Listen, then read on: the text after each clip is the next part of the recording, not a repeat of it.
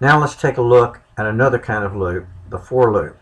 Here's the cheer program rewritten using a for loop. Let me run it.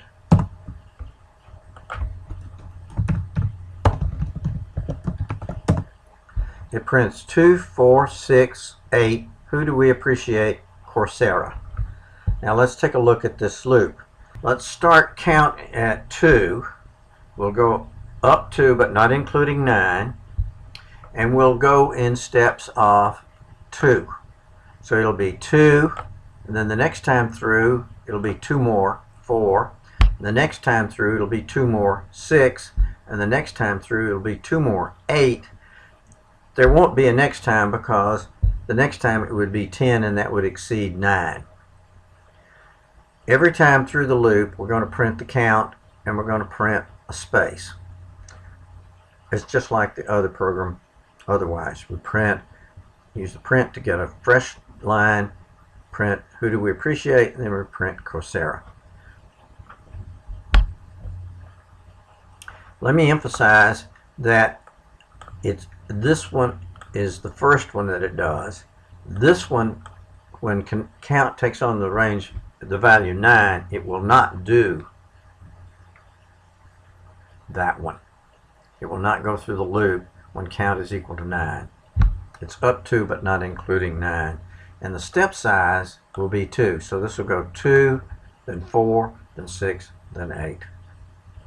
Now I want you to try and write a function using the for loop. I want you to write the countdown program using that. Now remember that this step can be negative. Let me show you my run of this program. Countdown 1 writes 10, 9, 8, 7, 6, 5, 4, 3, 2, 1, and then blast off. This is a rocket launch countdown. Now, I want to emphasize that the range, you have a starting position, you have a stopping position. It won't do that one. And this is the step size. And the step size can be positive or negative.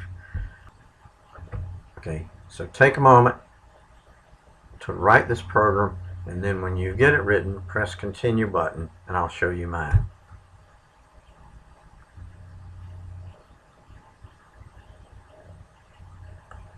Alright, here is my version of doing the countdown.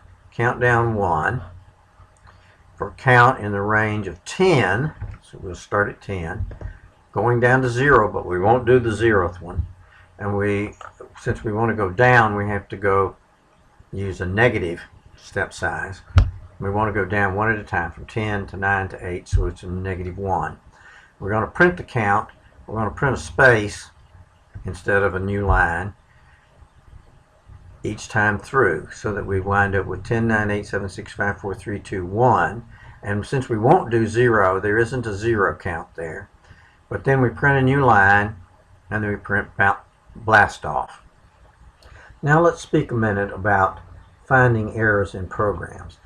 Here's an example of a function written in Python that has errors in it. And I want you to think about how you would go about finding the errors.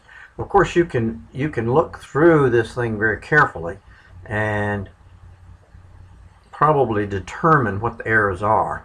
But let's do it by trial and error. Let's run the function and see what Python tells us. Okay, Control Enter. Here's the function, and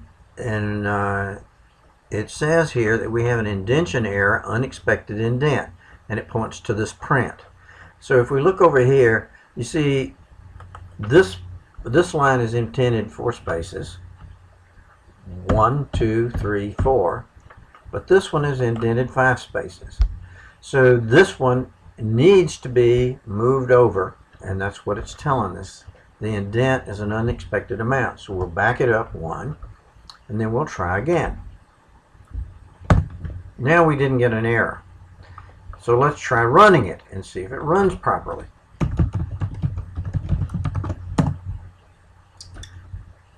What is my favorite toy? So I'm going to type in football.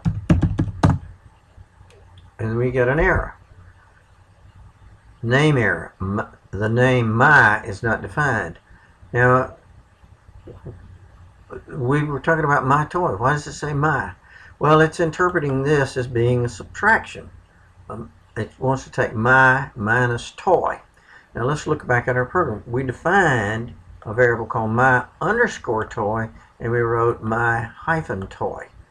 So this needs to be corrected to be the right name. And now let's run this again and see what happens. Again, of course, it works as far as the loading of the program.